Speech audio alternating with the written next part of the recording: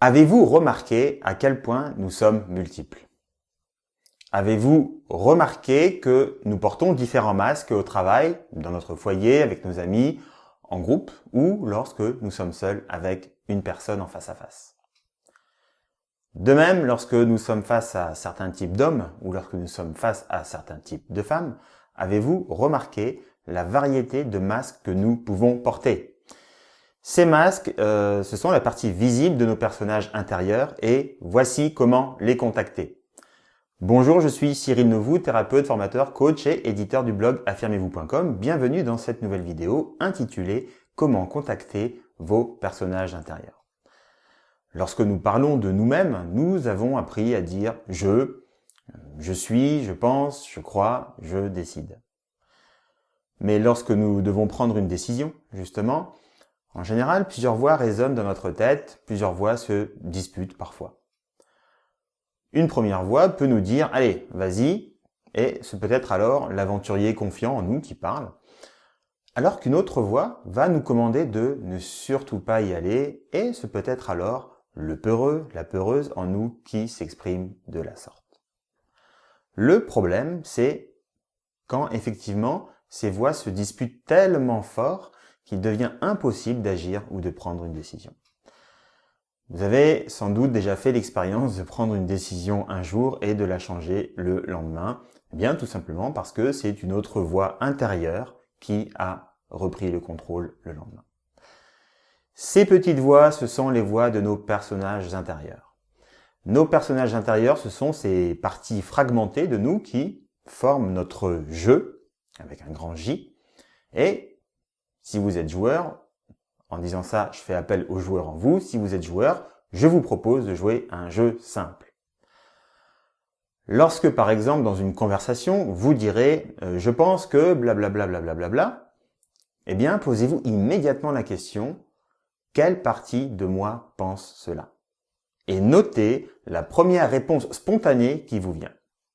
Vous notez la réponse sur un calepin ou sur une note dans votre téléphone mobile. De la même façon, lorsque vous direz je crois que blablabla, blablabla, posez-vous immédiatement la question quelle partie de moi croit cela? Et notez la première réponse spontanée sur votre calepin ou sur votre note sur votre téléphone mobile. Ne réfléchissez pas, ne cherchez pas à analyser, notez vos réponses spontanées même si elles vous paraissent saugrenues, ne les jugez pas, ne les interprétez pas. Vous perdriez la justesse de vos réponses en laissant le mental intervenir. De la même manière, si vous vous disputez avec votre conjoint ou avec une autre personne, peu importe, vous pouvez vous poser immédiatement la question de savoir quelle période de mon histoire suis-je en train de revivre avec cette dispute. Quelle période de mon histoire suis-je en train de revivre avec cette dispute? Et là encore, notez la première réponse spontanée sur votre calepin ou sur votre note sur votre téléphone mobile. La première réponse, c'est la bonne. Cette période de votre histoire que vous revivez dans cette dispute vous donnera immédiatement une indication sur votre personnage intérieur en souffrance qui est impliqué dans la dispute. Étiez-vous une petite fille victime et sur la défensive face à un papa froid et glacial? Ou, au contraire, étiez-vous un petit garçon blessé et vulnérable face à une maman critique et cruelle? Ou peut-être revivez-vous une autre période de votre histoire? Maintenant que vous avez identifié certains de vos personnages intérieurs, vous pouvez les contacter pour comprendre leurs besoins et les apaiser. Pour faire ce travail par écrit, décidez par avance quel personnage intérieur vous voulez contacter. Asseyez-vous confortablement, détendez-vous en fermant les yeux pour trouver le silence intérieur, faites le vide en vous en prenant une grande inspiration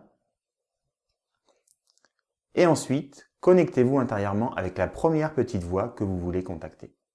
Connectez-vous avec le premier personnage intérieur que vous voulez contacter. Et là, écrivez tout ce qui vous passe par la tête sans chercher à comprendre, à juger, à analyser ce que vous écrivez. Vous écrivez le flux. Ne revenez pas en arrière, écrivez en continu, laissez venir le flux tel qu'il vient. Laissez cette petite voix s'exprimer comme si c'était vraiment un personnage qui s'exprimait à travers vous. Prenez-le comme un jeu. Lorsque vous avez fini avec la première voix, revenez à la neutralité, centrez-vous, revenez au silence intérieur en prenant une grande inspiration abdominale. Voilà, prenez un moment pour vous détacher de cette voix et retrouver votre alignement intérieur. Et ensuite, bis repetita, allez explorer l'autre voix qui est en contradiction avec la première. Laissez-la également s'exprimer pleinement. Écrivez tout ce que cette voix vous dit sans chercher à interpréter. Écrivez le flux en continu et ne revenez pas en arrière. Pour finir, revenez encore une fois à votre centre et prenez le temps de vous détacher de ces voix intérieures. Alors voilà, vous savez maintenant contacter et vous détacher de vos personnages intérieurs pour faire la part des choses. Nos personnages intérieurs, ce sont nos sous-personnalités qui se disputent le contrôle de notre vie en fonction des situations que nous vivons.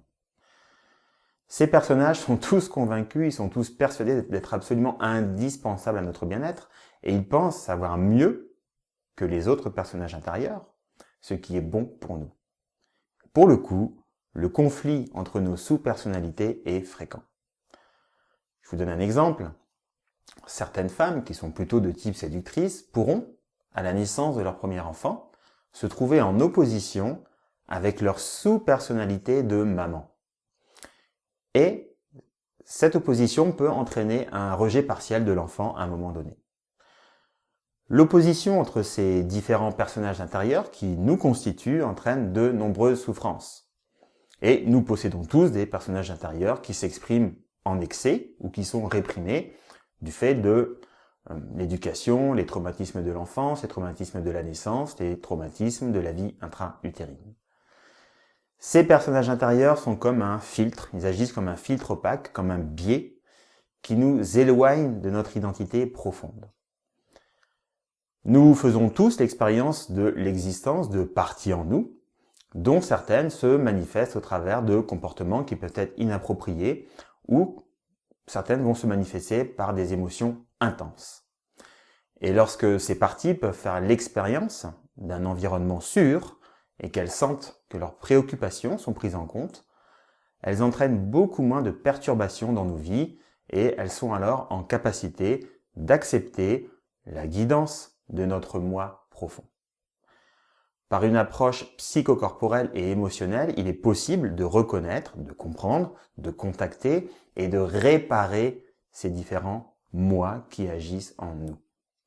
Et alors, en pleine conscience, nous pouvons les intégrer et canaliser leur énergie au service de notre réussite, de notre bonheur et devenir plus libre de nos choix, plus libre de nos vies. Si ce programme vous tente, vous pouvez venir faire ce travail en séminaire, c'est magique. Je vous remercie d'avoir suivi cette vidéo. Si cette vidéo vous a plu, abonnez-vous à la chaîne et cliquez sur la cloche pour être prévenu des nouvelles vidéos. Prenez soin de vous et on se retrouve très vite. Au revoir.